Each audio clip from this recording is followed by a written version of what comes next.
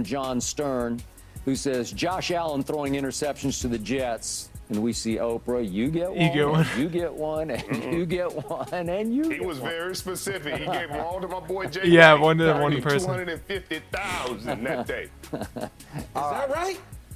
Speaking of Josh Allen, he did struggle in a loss at the Jets last season. He have incentives from picks. He had 3. That's pretty cool. At home last season, barely beating the Dolphins, then losing badly to Joe Burrow and the Bengals 27-10. Josh Allen was even worse last night, throwing 3 interceptions, losing a late fumble that allowed the Jets to battle back and win it in overtime. Now, to Josh's credit, he accepted all the blame, saying, I am the reason we lost. Again. But Richard Sherman, what did last night tell you about Josh Allen? I forget that part. Well, it told me he is who we think he is. I mean, 84 turnovers since he's gotten into the National Football League. He had 14 interceptions in a regular season last year, 3 in the playoffs, 17 overall, then had 3 last night. So 20 he had 14 last year, and he has 3 already. And he's got 16 games careless left. with the football. He is not valuing it in the way his team needs. And the turnovers aren't even plays where you're like, he tried to thread the needle there. Or, man, or it's like a tipped. I see what he was doing there. Tipped off a receiver. See what he was doing. There's none of he that. threw it into a cover 3 safety right to him. Jordan Whitehead is a really good player. Won a Super Bowl with Tampa Bay. I played with him in Tampa Bay. Yep. But he's not known as a ball hawk. He's a hitter. He's a downhill physical safety. Yep. But he can get his hands on the football if you give him a chance like this. You keep throwing him gimmies, and he made a heck of a play on that 3rd interception. But at that point, you stay away from the guy.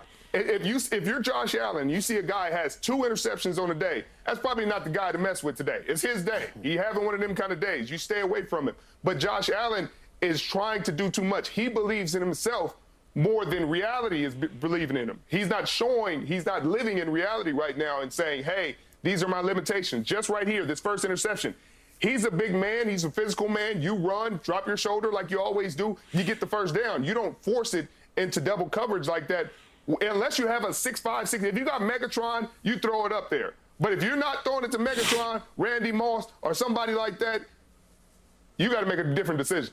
You know, the interesting thing when I look at Josh Allen's from last night or the year before, and Richard talked about the interceptions and leading the 3 interceptions in the playoffs, 14 during the regular season, several fumbles, equal 19 turnovers total in takeaways in the league. But when I think of him, you know, I sit back and I say to myself, Josh Allen has been propped up for all of us to really enjoy his ability. I agree. He has ability. He has athleticism. He has a cannon for an arm. There's no questions about it. The thing that he needs to get back to is get back to the principles of playing the position, what Brian Dable had him doing. Not all of a sudden becoming this this gunslinger, this guy who feels he needs to do so much more to help his team win. And you'll love this one, Skip. You know, he is in a lot of commercials and stuff now, too. I was going to bring it up. I'm just saying, Sharon, he is in a lot of commercials. And when guys NFL Sunday ticket. Put the cart before the horse in these situations, I'm okay with Patrick Mahomes being in every damn commercial you can find.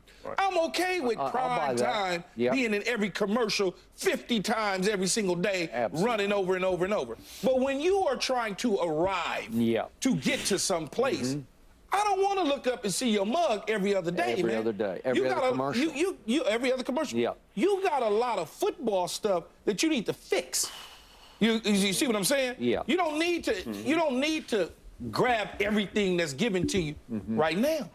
And I think sometimes in this day and age that we live in with professional sports, that's what happens. And it gets in the way of guys and their preparation and what they're supposed to be doing and how they're supposed to be thinking because they try to take advantage this year of some commercial opportunities. That standard. And I think it affects how they wind up playing, Skip. You used the phrase propped up. I use protected. I think the media has protected Josh because he's a good guy and he's great with the media and he's always open-hearted.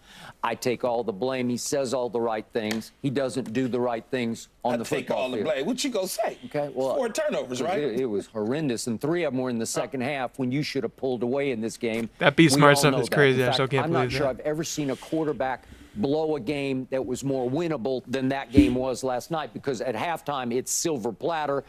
The home team is deflated. The crowd is out of it, and you got to put that one away, man. As soon as Aaron Rodgers went out, Especially and when Zach Wilson came in and went 3-0. When he threw that pick, Skip. And Milano's up there trash-talking him in his face, and I'm like, that's Zach Wilson. Now, when you get that football right there, you need to just go on down the field and beat a guy at the quarterback position to put points on the board. Yeah.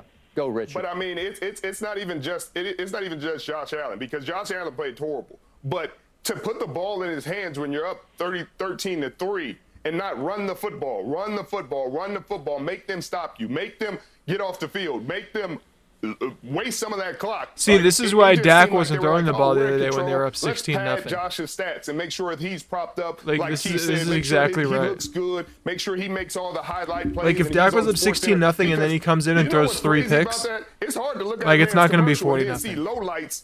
It could have been 16-14 for all we know. But they ran the ball because they were being smart. That was good coaching by McCarthy. Hey, watch your commercial, but then I watch you lose your and then McDermott's just throwing air balls downfield. I'm sure we won't be seeing him in very many commercials going. I know it's not McDermott saying to do that, but he's calling the plays. He could easily just run the ball out. I mean, they're up 13-3 going into the half. Coaches hold him accountable, because at some point there has to be some kind of retribution. There has to be something, a come to Jesus moment, because he's doing what he did last year, and it's not seeing the corrections. I'm not seeing anybody say, hey, that was a bad pass. I know that playmakers, like, you never show up your quarterback. But what else do? We just keep letting him throw interceptions and say, hey, good job, or we really appreciate your effort. You coming out here and costing us the game. I'm not going to be able to feed my family because I can't get the ball because you're throwing it to the other team. Like, guys, these are grown men who are expected to do a job. He's getting paid a lot of money. He got to do better. Richard, Skip, Richard sounds like a defender that blood, sweat, and tears helped them win their Super Bowl when the offense didn't do a whole lot. He sounds like a lot of my ex-teammates in Tampa Bay. But here's what the Buffalo Bills are going through right now. They're still going through a little bit of a transition period. And what I mean by that is, a year ago, Brian Daboll takes the job with the New York Giants. He goes there. The Giants go to the playoffs. So did the Bills. But it was a clunky situation. Cincinnati rolls into it, takes care of business with Joe Burrow and company. They struggle against the Miami Dolphins and get out of there. They finally, they get out of there. Burrow comes in, smacks them up. They're gone. Look different. Then, shortly after that, defensive coordinator and Leslie Frazier says, bye-bye, I'm out of here. So now you have this transition period where you got to do DC, the offensive coordinator still learning how to call plays and understand the rhythm and who Josh Allen is. Just like Richard just said right there, you're throwing the football instead of milking the clock. You see what happened on the opposite end with Robert Saleh. Robert Saleh said, we are not letting him throw the football right now because we getting ready to take this thing and put it in overtime. We're going to milk it and go into 4-minute offense instead of trying to sprinkle it all over the field. They kick the field goal. They go into overtime. They did. Now, all of a sudden, they win the game because the coaching was smarter on one side than on the other. Okay. In Josh Allen's defense, last year, Pro Football Focus in the regular season ranked and graded him #1 overall. So I'm going to give him that. Then all of a sudden, to your point, the Dolphins visit in the playoff game, and he throws 3 touchdowns, but he throws 2 picks, and you can't do it because he kept Tua and company in the game. Then here come Joe Burrow and the Bengals, and you throw no touchdowns, and you throw 1 interception. Didn't lose a fumble in the game, but it wasn't nearly enough. You threw for a grand total of 260 yards. It wasn't too bad, but again, Joe Burrow just took you all apart. My point is, then he looks back at what happened against the Jets last year when he stunk and lost, as you pointed out earlier, to Zach Wilson. It was no touchdowns to 2 interceptions. So in the playoffs last year, he's 3-3, just not good enough. You're not living up to the hype that you are helping create with all the commercials you do. And for the kids, I got no problem with you doing the commercials, but you better be ready to back it up. Absolutely. Because it just draws a bigger and bigger target on your back. Absolutely. And we all sit back in our living rooms or wherever you're watching, and we say, to Richard's point, wait a second. I just saw you in that commercial, and you just threw a horrible pick. What's wrong with that? Because 2 + 2 don't equal 4. And so, yeah, go ahead. No, I was going to say, Skip, and I think when you look at it with him, he could potentially turn it around and become something better. You talk about, Richard talked about the leadership in somebody grabbing him. Well, we can't be hypocrites in the situation, because the moment that Stefon Diggs goes off about the situation, it's all, people want to make it all about Stefon Diggs. Yeah. No, it's not about Stefon Diggs. It's about Stefon Diggs trying to get us to the next level, because I came to Buffalo to win a damn championship with a big arm quarterback, and here I am now standing over there as a cardboard cutout because you refuse to do certain things. Right. And you can't have that. No. I know it blew up in the offseason. Everybody was saying, well, you should have addressed it a while ago. Well, that was the time for them to try to address it. So now Josh Allen, it sinks into Josh Allen's head. We're here on a Monday night, opening night. Now he's forcing footballs to someone that he shouldn't be. You don't have to force it. Yeah. Let it come in those situations. He did not look comfortable, and ultimately he looked lost last night to me. Richard, go. 100%. Yeah, he didn't look good at all. He looked lost. He looked uncomfortable. It looks like he's losing confidence by the moment.